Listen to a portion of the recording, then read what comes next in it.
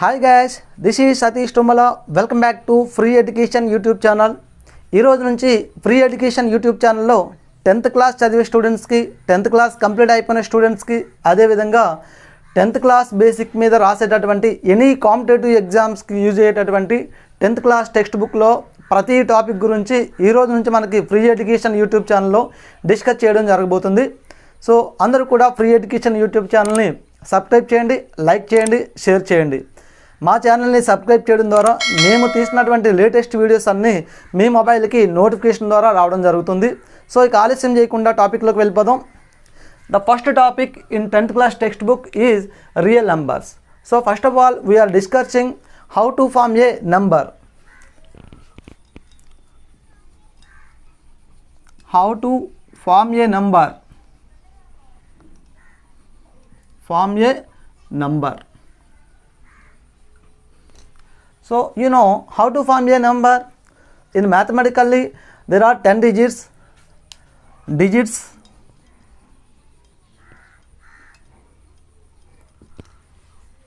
The digits are 0 to 9. In these symbols 0 to 9 symbols is called as digits. How many digits? 10 digits. When we are write the combination of digits is called as a numerals.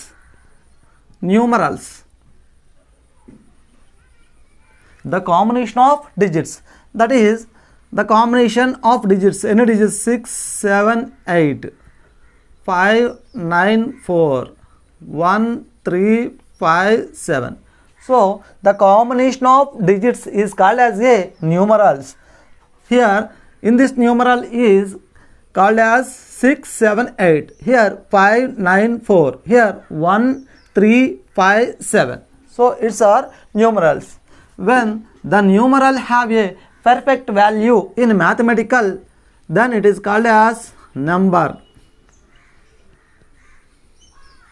The numeral have a perfect value in mathematically, then it is called as a number. Here 678 and 594 and 1357. Here in this numeral is called as 678, but here we are reading in this number 678 because the numeral have a perfect value in mathematics, then it is called as a number. So it is the process of to form a number. Now we are discussing about the number system.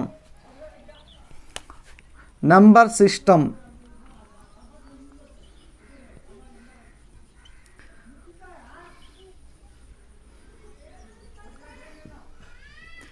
Number system. Okay, first number system. In real life we are counting any objects or any things starting with 1. That is 1 2 3 4 5 and so on. In this numbers is called as a counting numbers. So in mathematically the counting numbers is called as a natural numbers. So that is the first number system, natural numbers.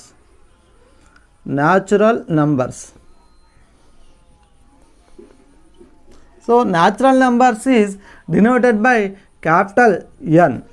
So natural numbers is denoted by capital N. So the least number in natural numbers is 1 and the highest number in natural numbers is undefined or infinitive. Second one, when 0 is adding with natural numbers. 0 is adding with natural numbers. So it is the natural numbers. 0 is also adding in this number system. Then it is formed as whole number system. Whole number system. So whole numbers is denoted by capital W. Okay. Next number system. The negative numbers is adding with whole numbers. Negative numbers is adding with whole numbers. That is whole numbers 0 1 2 3 4 and so on. And we are adding negative numbers, that is and so on, -3 -2 -1 0 and so on. So in this number system is called as a integers or integral numbers. third number system, integers or integrals. So integers is denoted by capital I and Z also. Here Z means in German language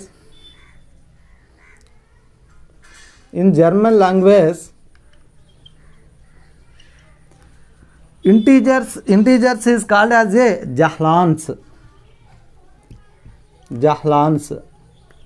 So here Z is denoted by integers. Okay, and also we are discussing the least integer and the highest integer. Here the least integer is not defined, and also highest integer is also not defined. Here the least digit is 0 and highest digit is not defined, but here the least digit and highest digit also not defined or infinitive. Next number system, the fractions is adding integers. The fractions is adding with integers, that is integer number system set of and so on, -3, -2, -1, 0, 1, 2, 3, 4 and so on. Also including fractions. Okay, and it is called as a rational numbers. So rational numbers is denoted by capital Q, because a rational numbers is also called as quotient numbers.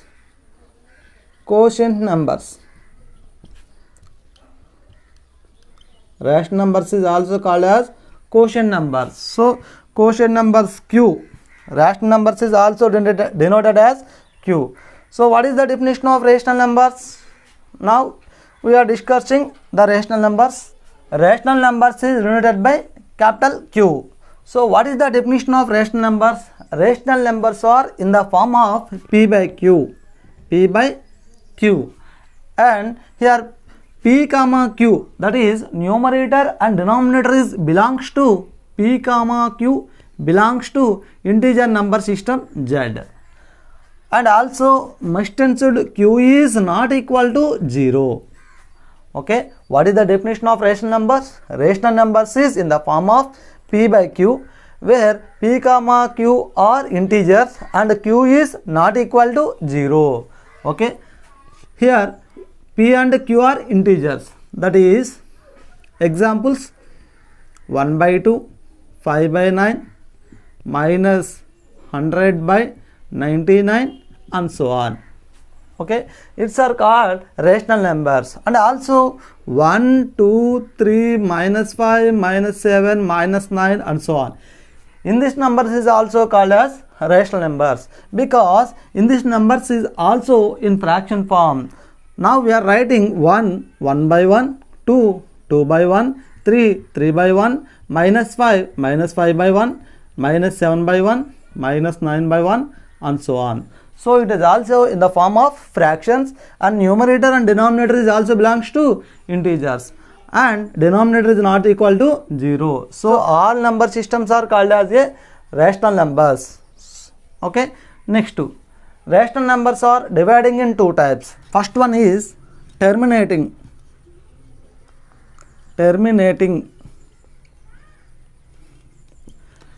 Second one is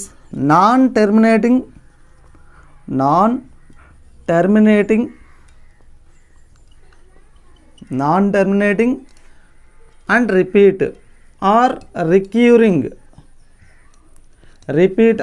and repeat or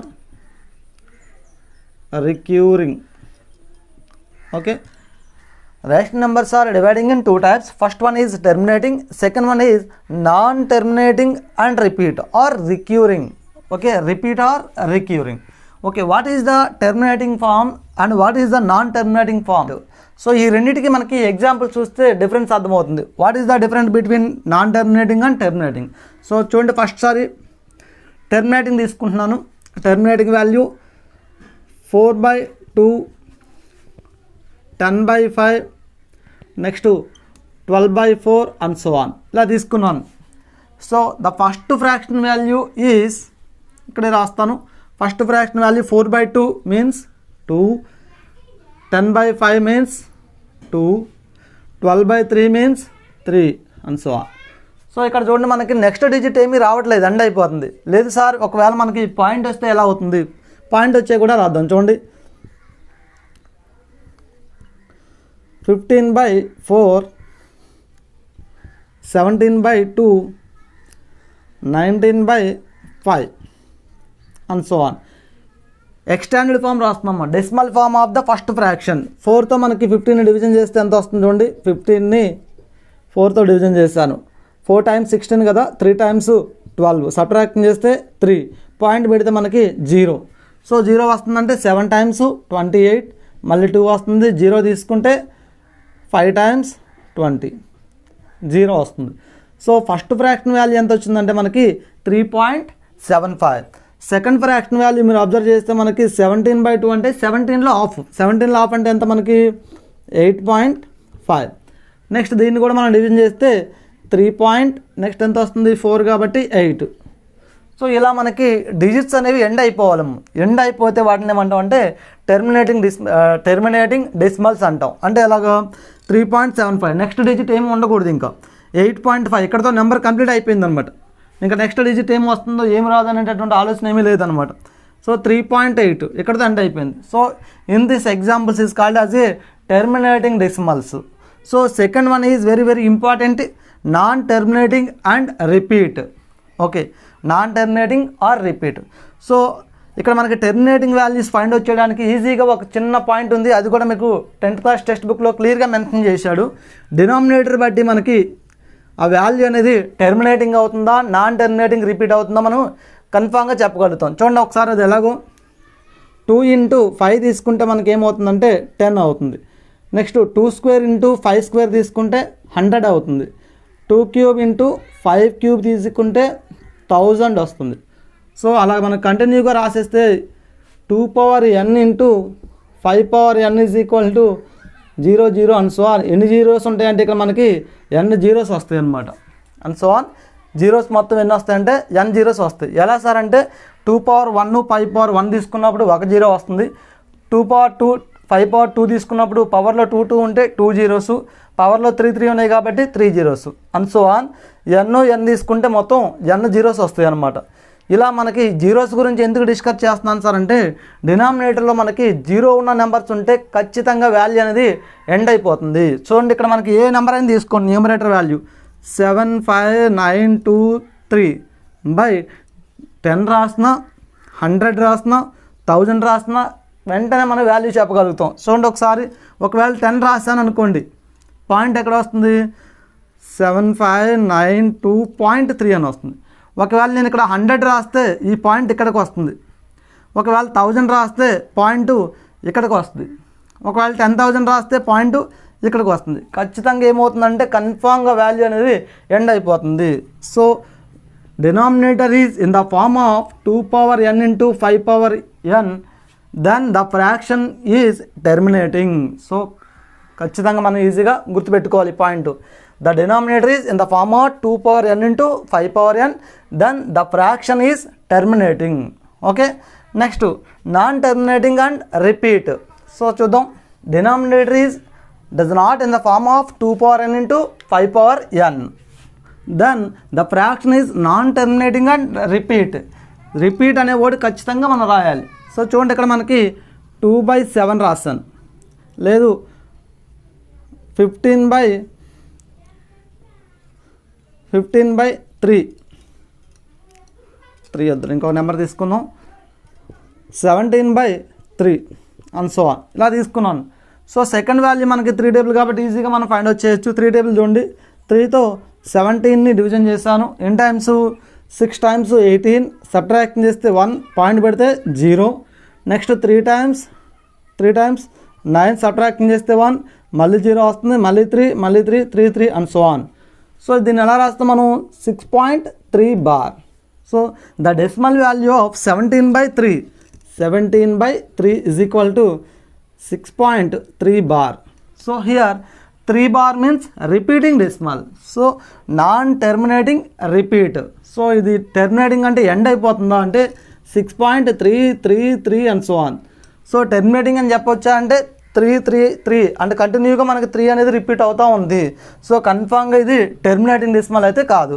మరి దేంట్లోకి వస్తుందంటే second type non terminating and repeat దీంట్లోకి వస్తుంది. So ఇక్కడ మనకి దీన్ని ఎలా రాస్తున్నాం అంటే 6.3 బార్. సో మనకి ఇక్కడ రిపీట్ అనే వర్డ్ ఎందుకు వచ్చింది అనేది ఇప్పుడు మీకు అర్థమై ఉంటుంది.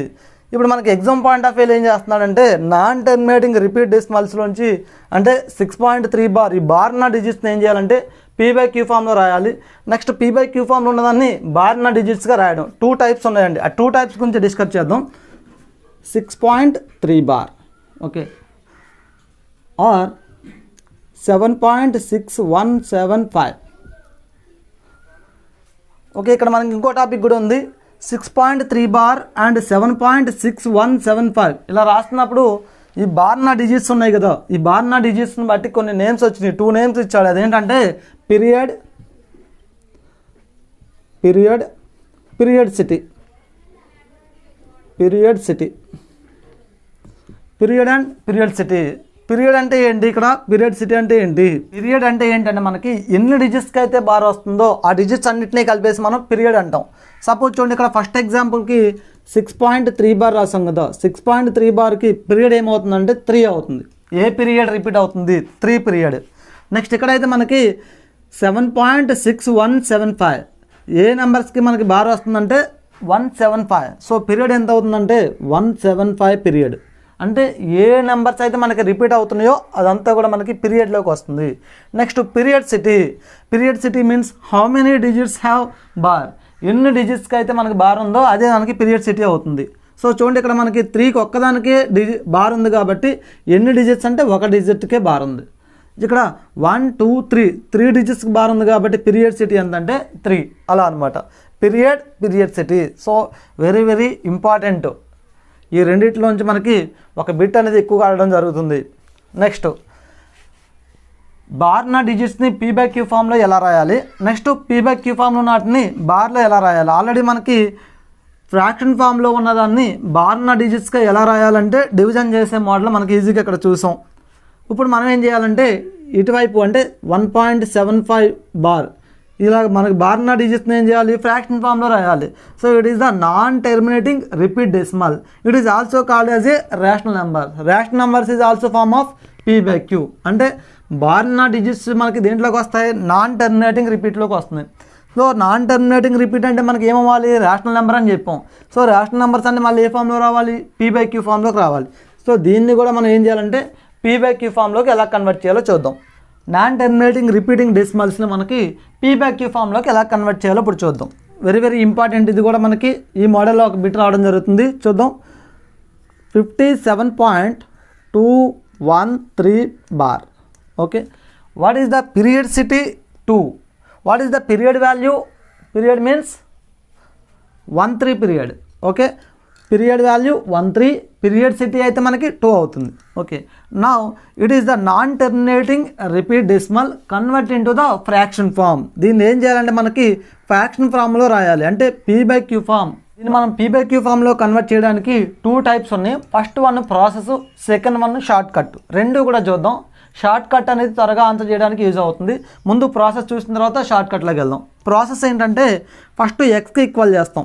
X is equal to 57.213 bar okay. First ఏం చేయాలంటే బార్ దాటి పాయింట్ అటువైపుకి వెళ్ళాలి. అంటే ఇక్కడ ఉన్నటువంటి పాయింట్ బార్ డిజిట్ని దాటేసి అటువైపుకి వెళ్ళిపోవాలి. అంటే 1 2 3 డిజిట్స్ అటువైపుకి వెళ్ళాలి. అటువైపుకి వెళ్ళాలంటే 3 డిజిట్స్ అంటే దేంతో మల్టిపుల్ చేయాలంటే 3 zeros ఉన్న నెంబర్తో మల్టిపుల్ చేయాలి. అంటే 1000తో 1000 x is equal to 57213 point 3 digits అటువైపుకి వెళ్ళింది.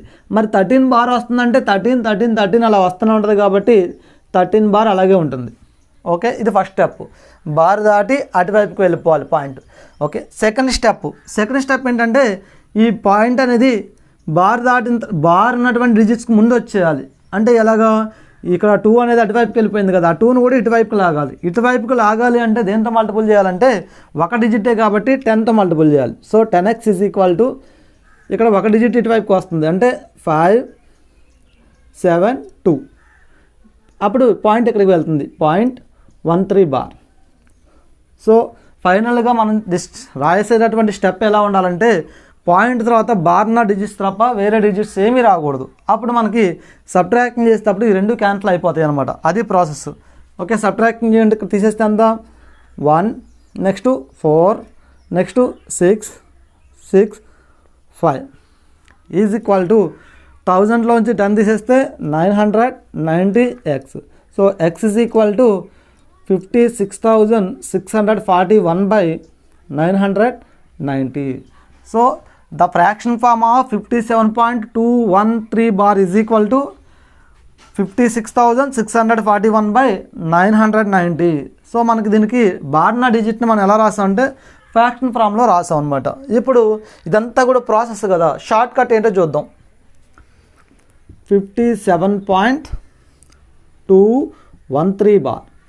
సో షార్ట్ కట్ ఏంటంటే మొత్తం ఎన్ని డిజిట్స్ అయితే ఉన్నాయో ఆ డిజిట్స్ మొత్తం రాసేయాలి. అంటే 57213. ఓకే, ఇలా రాసిన తర్వాత బార్ లేని డిజిట్స్ ఏవైతే ఉన్నాయో అవి సబ్ట్రాక్షన్ చేయాలి. బార్ లేని డిజిట్స్ అంటే 5కి బార్ లేదు, 7కి బార్ లేదు, 2 కూడా బార్ లేదు. సో 572 ఇవి మనకి బార్ లేని డిజిట్స్, వాటిని సబ్ట్రాక్షన్ చేయాలి. 572. ఓకే, ఫస్ట్ డిజిట్స్ అన్నీ రాసేసాం.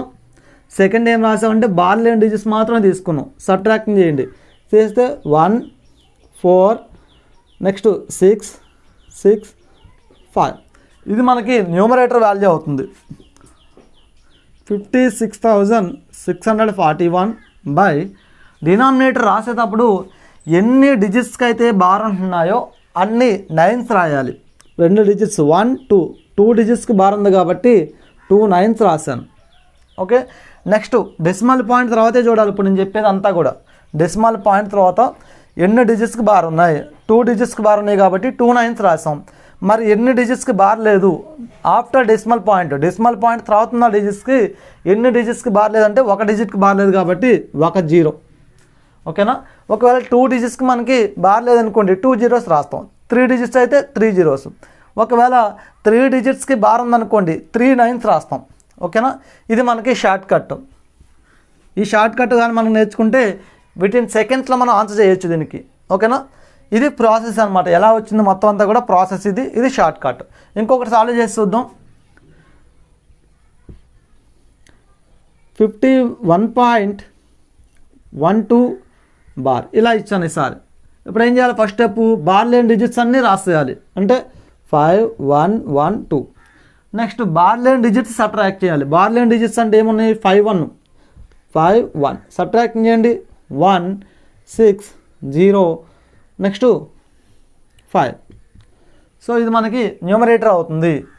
That is 5061 by numerator value వచ్చేసిందండి. డినామినేటర్ వాల్యూ ఎలా రాస్తామని ఎన్ని డిజిట్స్కి అయితే బార్ ఉందో అన్ని 9s రాయాలి. నెక్స్ట్ బార్ లేని డిజిట్స్ ఏమైనా ఉన్నాయా ఆఫ్టర్ డెసిమల్ పాయింట్ తర్వాత ఏమైనా ఉన్నాయా? డెసిమల్ పాయింట్ తర్వాత బార్ లేని డిజిట్స్ ఏమీ లేవు కాబట్టి మనం 0s రాయలేదు. ఒకవేళ బార్ లేని డిజిట్ ఒకటి ఉందనుకోండి 1 0 రాస్తాం. 2 ఉంటే 2 zeros రాస్తాం. అలా అనమాట. నెక్స్ట్ ఇంకొక ఎగ్జాంపుల్ 123.1576 బార్. సో ఇది కూడా మనకి ఈజీయే. మొత్తం నెంబర్ అంతా రాసేస్తాం. 1 2 3 1 5 7 6. నెక్స్ట్ బార్ లేని డిజిట్స్ అంటే ఇక్కడ వరకు వస్తాయి. ఇవి మొత్తం తీసుకోవాలి. అంటే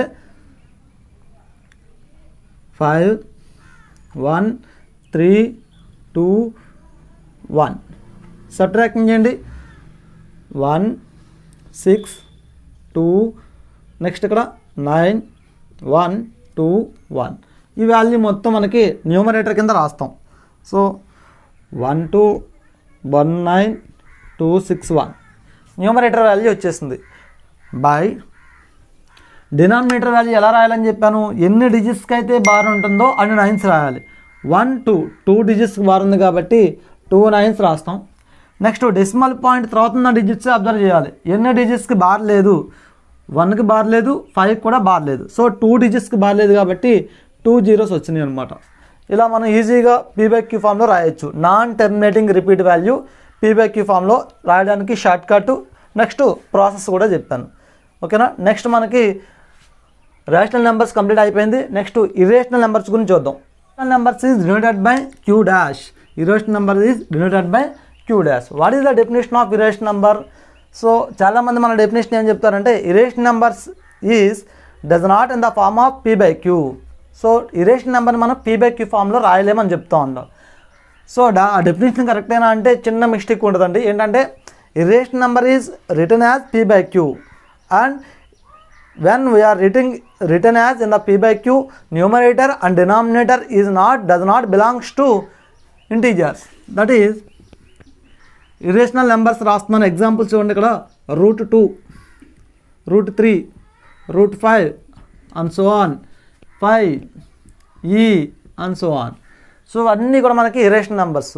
irrational numbers is does not in the form of P/Q అని చెప్పాం కదా.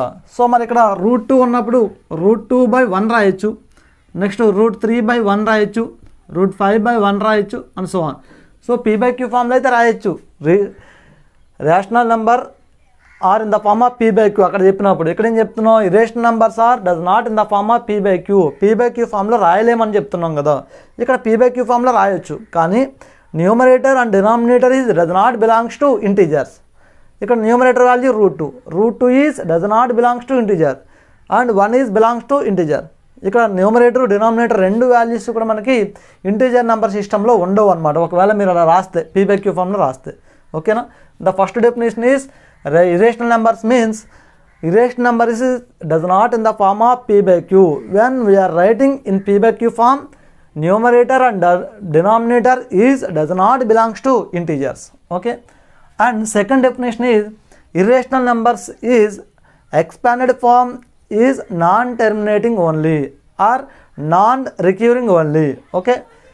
ఇర్రేషనల్ నెంబర్స్కి మనం డెసిమల్ ఫామ్ రాసాం అనుకోండి, వాల్యూ ఏమవుతుందంటే మనకి నాన్ టెర్మినేటింగ్ వస్తుంది. రిపీట్ అనేటటువంటి వర్డ్ అనేది రాదు ఇక్కడ. చూడండి, suppose √2 is equal to 1.414 and so on. Next √3 is equal to 1.732 and so on. So ఇక్కడ మనకి ఏమైనా బార్ వస్తుందా? ఏ డిజిట్స్కైనా బార్ వస్తుందా? సో రిపీట్ అవ్వట్లేదు. నెక్స్ట్ ఇంకేం చెప్పొచ్చు? 1.732 అండ్ సో ఆన్. సో ఇక్కడ మనకి బార్ రావట్లేదు, అలాగే రిపీట్ అవ్వట్లేదు. సో రిపీట్ అన్న బార్ అన్న రెండు కూడా ఒకటే. Okay. Non terminating decimals is called as a irrational numbers. Okay.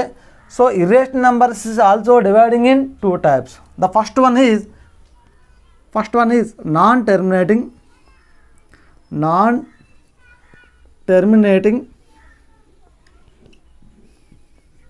and second one is short numbers, shorts and down.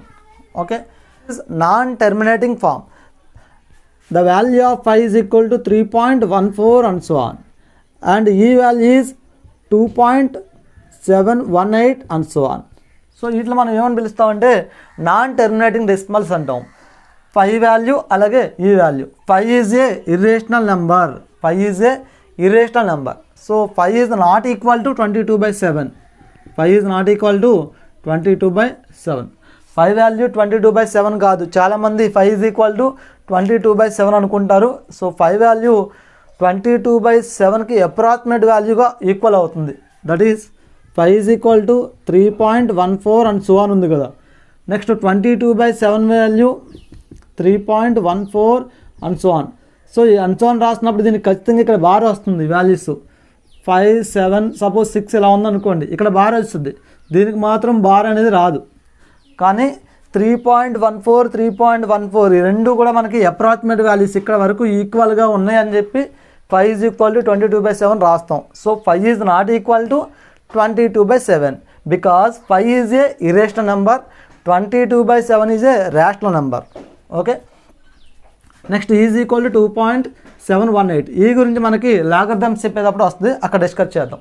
So ఈ రెండింటిని మనం ఏమంటాం అంటే నాన్ టెర్మినేటింగ్ నెంబర్స్ అంటాం. It is also called as Euler numbers. Okay. Short numbers √2, √3, √5, √6 and so on. In this numbers is called as shorts అంటాం. The numbers have does not perfect root. The number does not have perfect root, then the numbers is called as a shorts. Okay, ఈ రెండు కూడా మనకి irrational నెంబర్స్కి examples. Next 6th number system real numbers. మన topic పేరు అదే కదా, real numbers. Real numbers. What is the definition of real numbers? Rational number and irrational numbers together is called as a real numbers. Rational number and irrational numbers together రెండింటిని కలిపేసి మనం ఏమంటామండి, real numbers అని పిలుస్తాం. So the union of rational number and irrational number is called as a real numbers. So that is real numbers are is equal to Q union Q dash. Okay, Q union Q dash. Rational numbers irrational numbers ఆ రెండింటినీ కలిపేస్తే మనకి ఏమవుతుందంటే real numbers వస్తుంది. ఇక్కడ వరకు మనకి టాపిక్స్లో ఉన్నటువంటి నెంబర్ సిస్టమ్ గురించి డిస్కస్ చేసాం. వీటితో పాటు మనకి ఇంకొక 3 డెఫినేషన్స్ ఉన్నాయి. అవేంటో చూద్దాం. Composite number, prime number, co prime number. First composite number చూడండి. What is the definition of composite number? The number have more than 2 factors. That is for example 4 తీసుకున్నాం. 4 factors 1 2 4.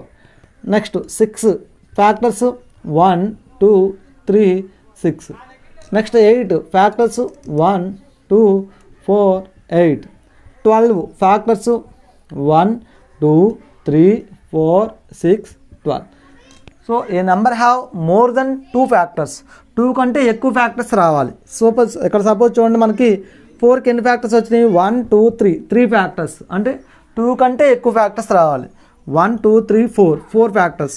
1 2 3 4 1 2 3 4 5 6.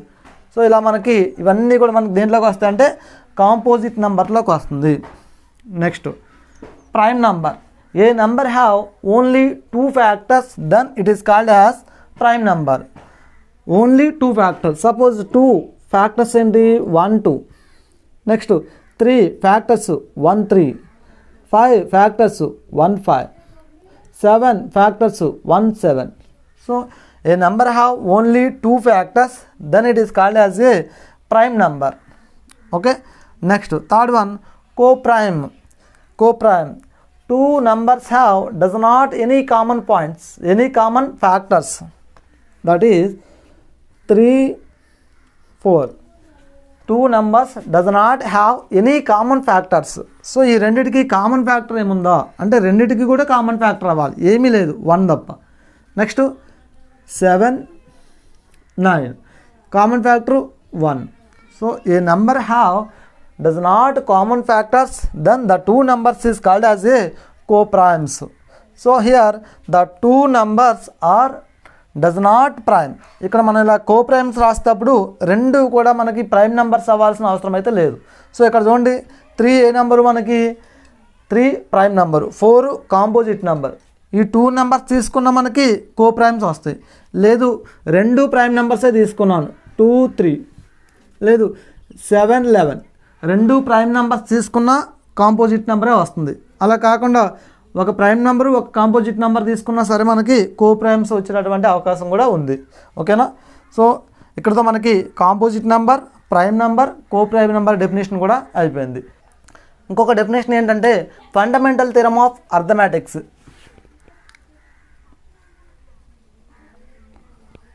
Fundamental theorem of arithmetics.